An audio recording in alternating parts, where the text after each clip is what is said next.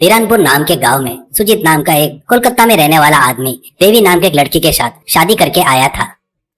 देवी असल में धीरानपुर की रहने वाली थी, इसलिए सुजीत उसके प्यार में अपने देश कोलकाता को छोड़कर उसके लिए धीरानपुर आ गया था। उसी गांव में सुजीत ने एक स्टॉल लगाया था। उसमें उसने बचपन से खाया हुआ फेमस कोलकाता पापड़ी चाट के नाम से एक स्टॉल चलाना शुरू किया।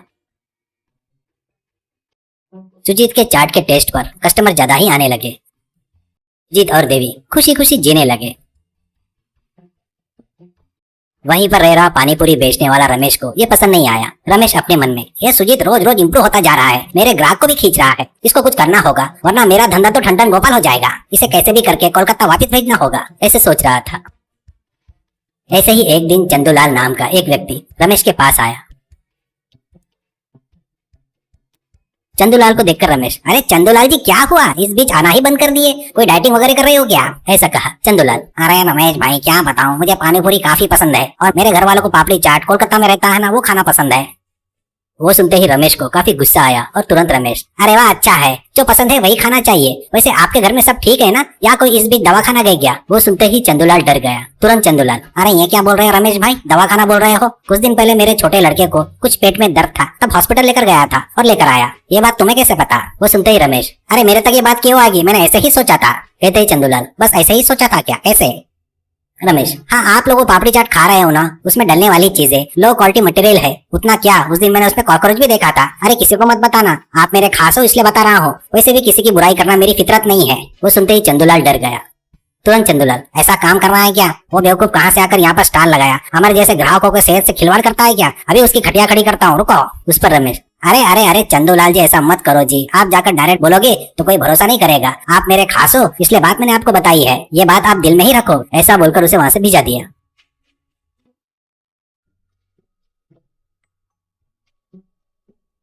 रमेश अपने मन में, अब बजेगी इसकी बैंड तब मेरा मन शांत होगा, ऐसे क्रूर बुद्धि से सोचा।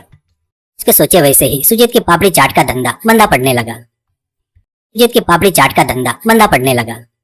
देवी, मुझे कुछ भी समझ में नहीं आ रहा है, मैं सबके खिलाफ जाकर तेरे लिए कोलकाता छोड़कर यहाँ पर आया, मैं तुझे ठीक से देख पाऊंगा या नहीं, ये डर लग रहा है। ये सुनते ही देवी, अरे क्या हुआ, ऐसे क्यों डर रहे हो, जब आप अपने घर के खिलाफ गए थे तभी आप किसी से नहीं डरे थे, असल में क्या हुआ।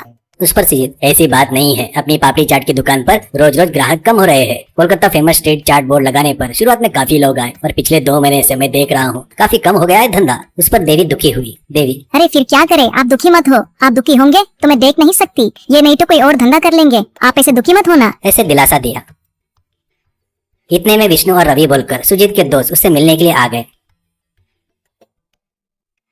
सुजीत ने उन्हें देखते ही गले लगा लिया। देवी भी काफी खुश हुई। सभी ने खाना खाया। ने उनसे अपने स्टॉल के बारे में सब कुछ बताया। विष्णु, अरे कब से, 2 महीने से क्या, ठीक है हमें सब समझ में आ गया, हमें 2 दिन का समय दे दे, क्या करना है देखते हैं, ऐसा कहा। सुजीत, ठीक है यार, शायद तुम लोग मेरे लिए ही आए हो, थैंक यू, ऐसा कहा। विष्णु और रवि उस दिन गांव में शॉप में घूम रहे थे। विष्णु और रवि सुजीत के सामने लगे रमेश के पास गए। ये आइए पानी पूरी खाइए, ऐसा कहा।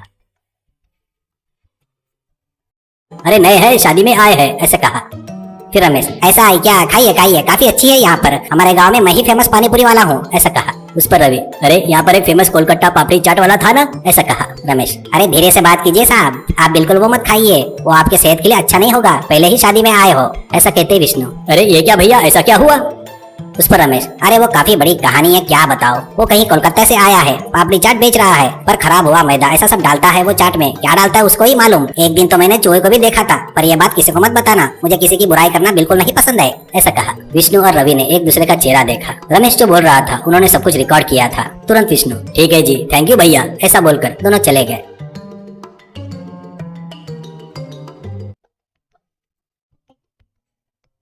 दूसरे दिन विष्णु और रवि सुजीत के स्टॉल पर खड़े थे।